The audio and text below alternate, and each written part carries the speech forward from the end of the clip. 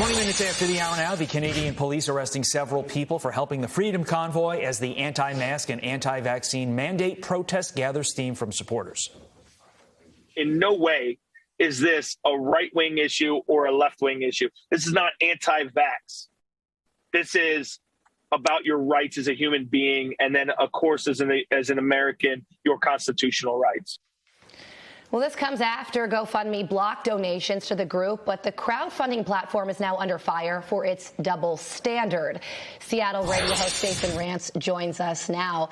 And Jason, we wanted to have you on because you lived through this Chaz Chop Zone protest in 2020, which GoFundMe actively supported. Now they're giving refunds back to people who support this trucker protest. It sounds like the people who are calling out a double standard on this thing have a point. No, actually. I remember Chop and Chaz was a peaceful protest. It was more like a street fair. It was a summer of love that, of course, resulted in the murder of 2 black teenagers, an attempted rape of a deaf woman, arson, and whole lots of vandalism. And then when you have an actual protest out in Canada, all of a sudden they're saying, oh, this is going too far. This is an insurrection of sorts, and we have to take it down. I mean, not only did GoFundMe support the actual Chop Chaz movement by keeping up the campaigns, they actively tweeted it out. They were not hiding their support. So, of course, it's incredibly hypocritical, but we understand what this is. This is another example of big tech, as it were, getting involved politically and taking sides. And ultimately, I don't have a problem if any of these companies want to just be left-wing companies. Just stop pretending otherwise. Yeah. Stop telling us that this is a site for all, that anyone can use it with any perspective. Just be honest. Just say, yeah, we're going to pick and choose. We're going to lean towards the left, if not just go very far to the left. And if you don't like it, you go to some of the other sites, which obviously in this case, they did, and it's been more successful. When you compare the two, actually get into the details, the hypocrisy is even more striking. Here we go. Let's compare them. In Canada, we have excessive honking. Every time I say that phrase, I giggle. Defective mufflers and no seatbelt. Whereas there by you in Seattle, Jason, as you know, you had actual death, destruction, and fear. Do they not see the hypocrisy, Jason, or do they just not care?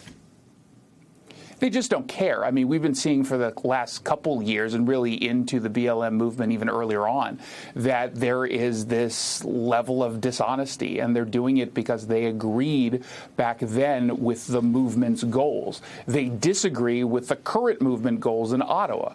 And so that's going to shade and frame the way they talk about all of these issues. It's pretty disturbing, and I think it is a miscalculation. When you look at what's going on right now, the clip that you just played, I don't think it's a right-wing or left-wing issue. Now, last year, it was. Conservatives were clearly the ones who were pushing back in large part due to these mandates that were being put in place. However, now I think there's been a significant change of opinion. I think when you talk to people who are even pretty far to the left, they'll say, okay, yeah, we're going a little bit too far. It doesn't make sense to do this with kids, with masks. It doesn't make sense to put these vaccine mandates in place because, well, they don't actually work in stopping the spread of COVID. So I do think that there's been a shift, and the more that the media lies, the more that politicians lie, and the more that big tech tries to censor, I think it actually just pushes people more in the direction of the Freedom Convoy. Yeah, I mean, this has been an absolutely massive protest, thousands of people involved.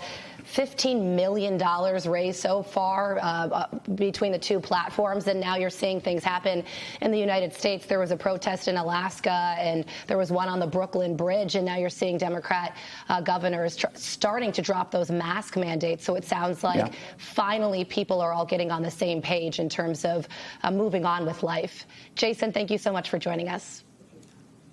Thanks, guys. But whatever you do, Jason, don't excessively honk, because then the police come for you.